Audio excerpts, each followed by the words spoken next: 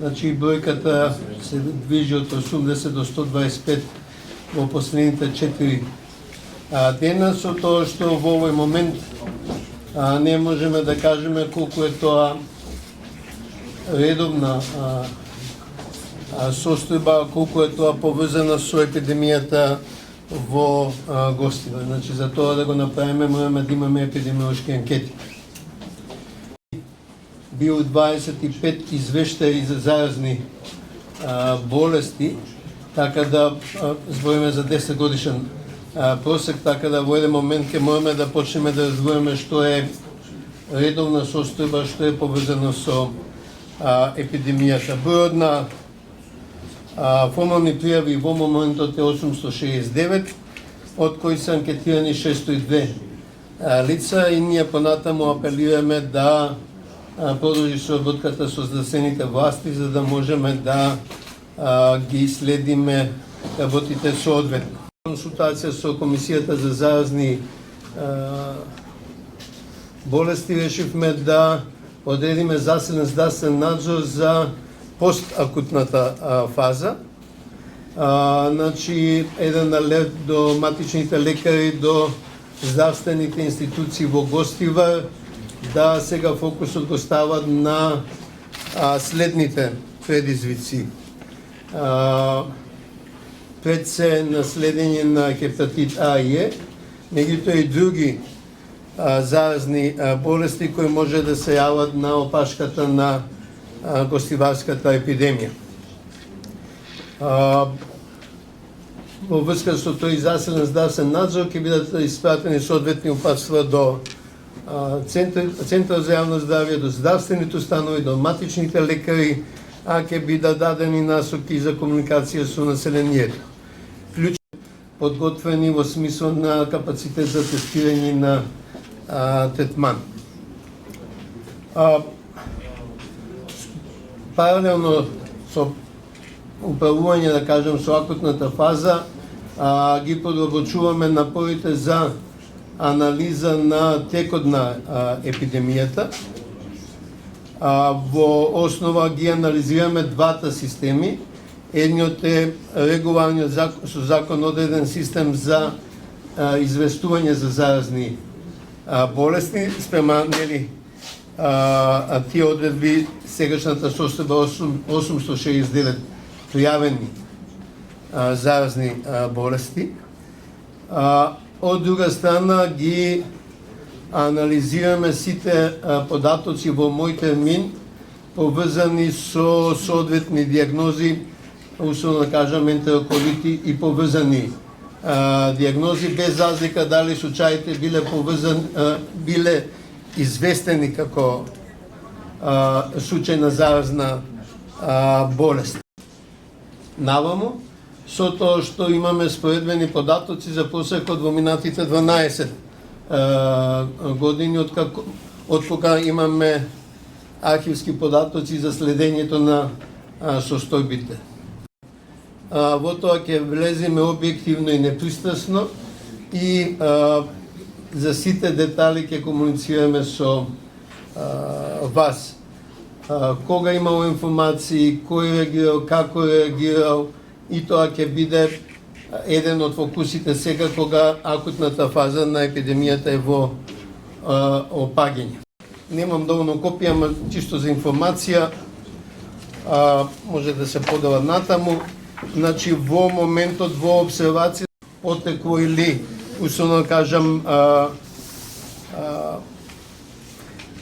епидемиолошки се различни патеките.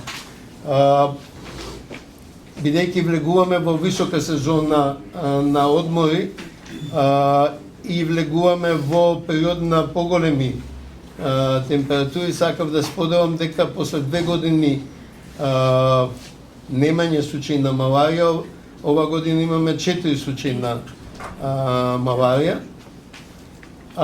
и сите 4 се поврзани со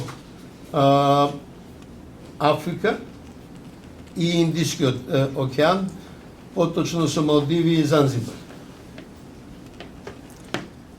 Кај 7 од случаите извршено е дополнителна дезинсекција на радиус од 200 метри од нивното место на живење, што е стандардна епидемиолошка постапка. Еден одбор да се изврши во неговиот круг.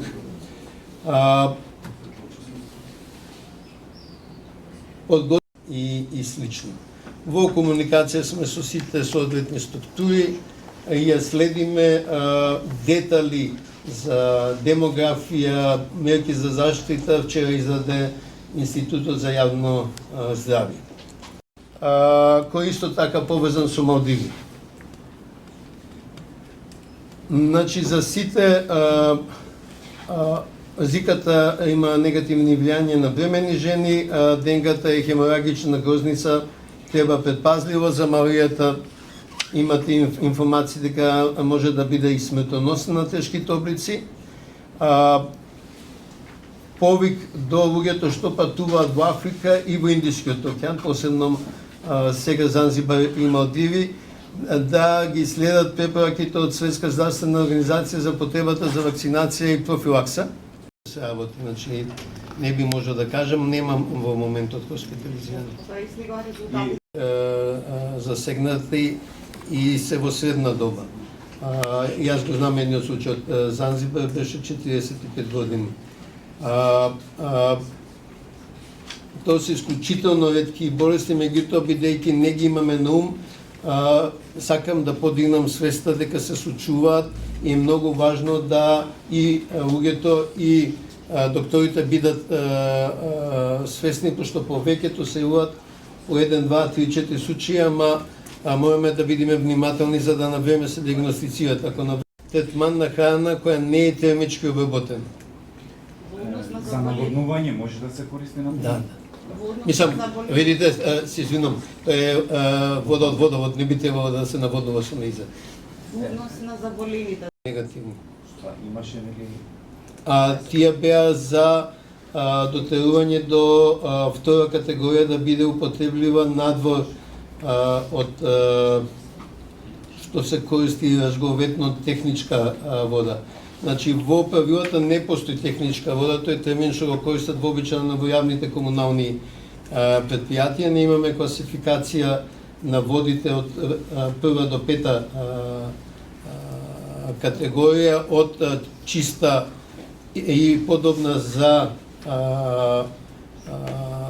употреба, лична употреба без третман, и сето надоле до пета категорија, каде што со ниеден третман не можете да ја оспособите за било каква употреба, вклучувајќи за наводнување во земјоделие. Значи, во тој момент, спрема стандардите на законот, не постоеле услови да се прогласи епидемија. Ние ќе ги земиме во обзир и од моите ми, значи не само овие 800 и нешто пријави за заразни болести, ќе ги земиме во предвид сите диагнози што се слични на гастроентероколит и ќе ги објавиме тие податоци дали има основа некој да реагира. Long-term care, долгорочната грижа и палијативната грижа. Јас неколку пати претходно имам кажувано дека надата нега, без разлика дали е психијатриска, дали е терминална или класична гериатриска нега, каде што моментално имаме многу ограничени тоа што се случува, бидејќи во Гостивар ово се случува периодично и има една епидемија неразјасната од 2017 година, ќе ги објавиме податоците за тоа. Не е поентата само да кажеме кој е виновен, треба нешто да направиме тоа веќе да не се повторува. Значи, што има, како има, све ќе биде најтранспарентно врз основа на проверливи факти. Не врз основа на имало, немало, волку биле, толку биле.